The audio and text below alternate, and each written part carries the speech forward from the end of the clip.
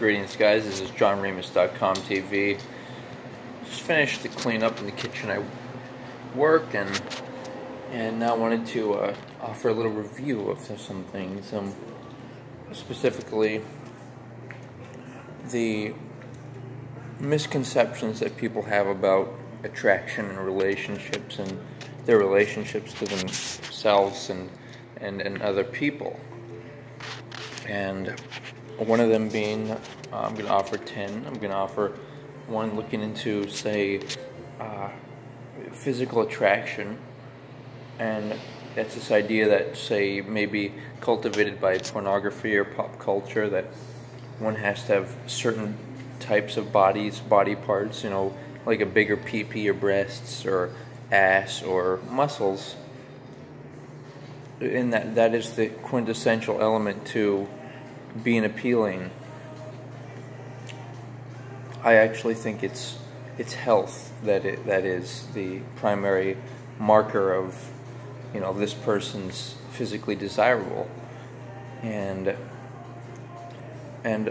admittedly there are science of compatibility, but it's number two is it's just as relevant, the dimensions and the quality or strength or virility of the woman and her quote-unquote VV as compared to and related to the men's quote-unquote PP. And at number three, that there's this idea that you need to have certain wealth or attributes, whatever it is, to attract someone, and guess what? There's actually the ego thinks that I need these things in order to attract that person, and the reality is that the ego just wants to attract as many people as possible, but instead of even focusing on other people and what they like, focus on what you and somebody who will be mutually attracted to you you'll have mutual attraction and likes. And number four is that there's just a variety. Okay, there's a variety of people and attractions out there, and to feel good about that. In fact, number five, feel good about people. Feel good about, say, somebody has a nice house or car or occupation or body or anything. Feel good about that. For one, and by the way, everyone has different types of intelligences and different types of wealth. And even, say, somebody who's maybe poor and misfortunate, they might have some wisdom to share. Maybe they're a very mentally stable, peaceful person, and they can offer some hints. What I'm saying is there are a variety of people in the world, and want good for them. And number six is that know what you want. And this is correlated to my idea of the dream mate, quote unquote, somebody who would be like an ideal match for you, both physically and intellectually. But a lot of people don't do this. They don't write a list down, a simple list of scientifically that they know that they react and they are attracted more to a certain type of person and ideas.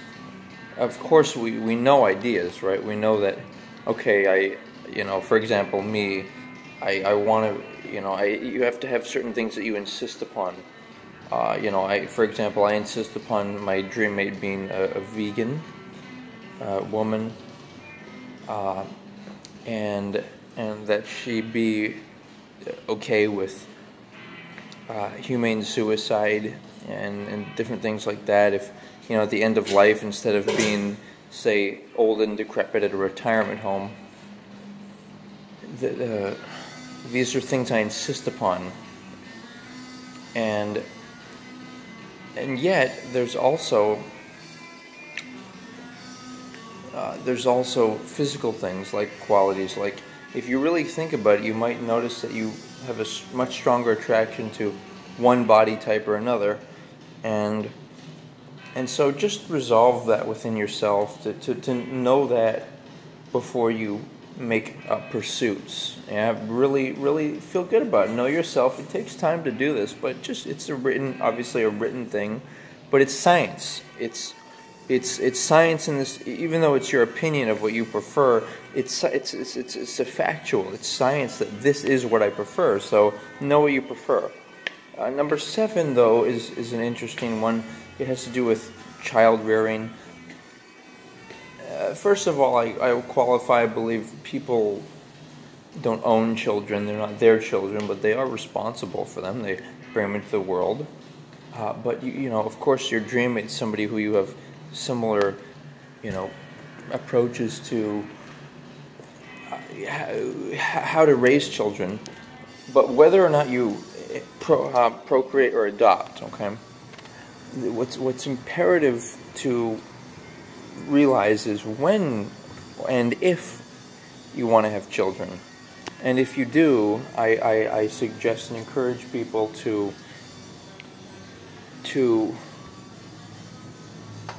avoid that nice pineapple there.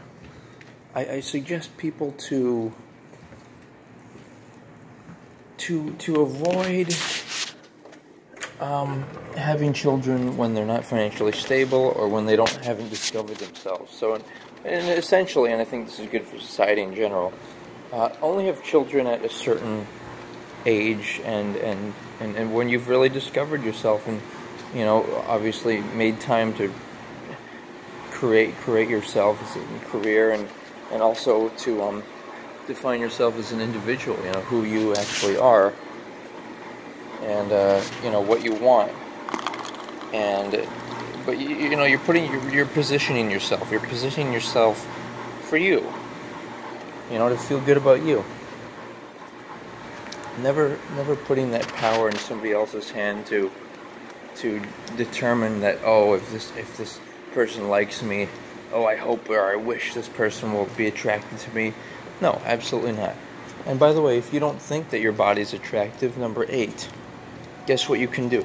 You can invest in other people's bodies for future incarnation. See, this is the magic of the belief in incarnation. By the way, there is evidence in past life regression therapy and such.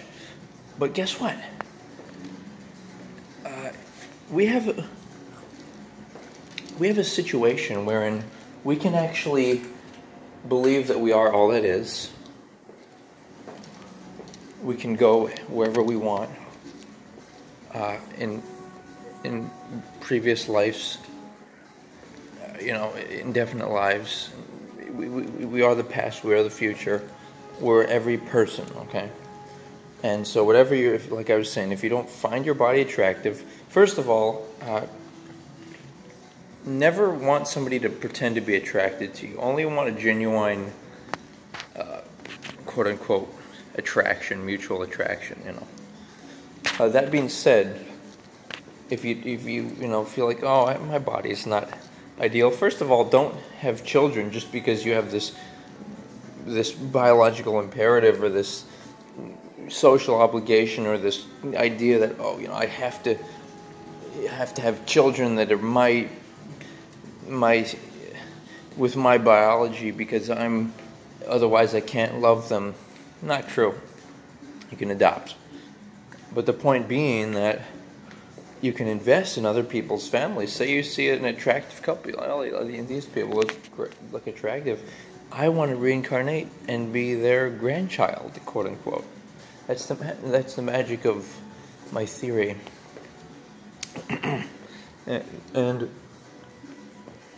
let's wrap this up, though. Let's reach the conclusion here. Let's say that how magical life can be.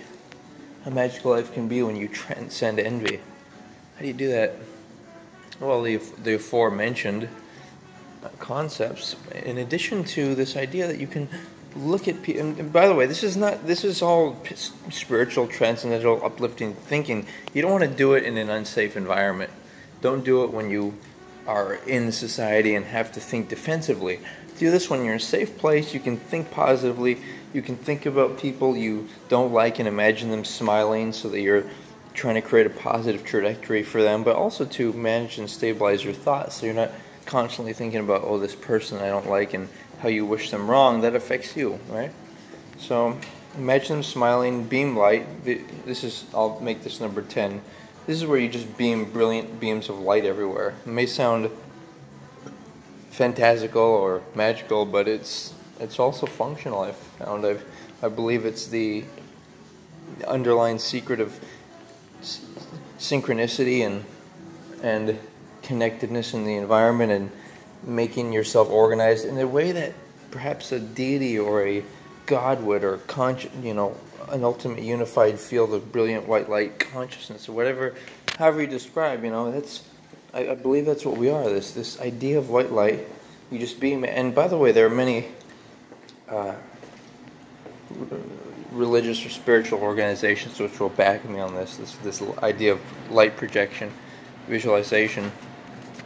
Go for it, do it, and just want good for people. Immediately when you look at people, want them to have a dream mate, want them to be happy, want them, even maybe they're perverse or mean or misusing their body. You're not actually envious of people having an attractive body or wealth.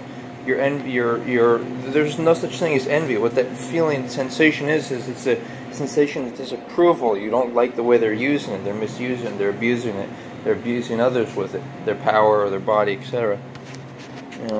So there really is no envy. It's just all it is a process of self-control. You want to control yourself. You want others to control themselves. You don't want people to infringe upon you and your free right to free motion and action. And these are my thoughts. So use this to just completely catapult yourself. And that's just like I was saying earlier. Humane suicide, yes. Boost. Take some DMT.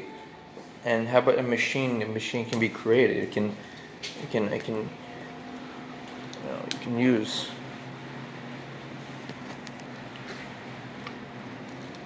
You can use it. You can use it to just boost out of your current body and go into a quote-unquote new car. That way nobody has to take care of you when you're older, and you don't have to experience old age. And nobody likes to see unhealthy, or I should say handicapped or older people, because it shouldn't be part of reality. It should be where they can be, this is great, I'm going to go into my next reality. So that's who we are. That's the level at which we can operate. Thanks for considering. Aloha.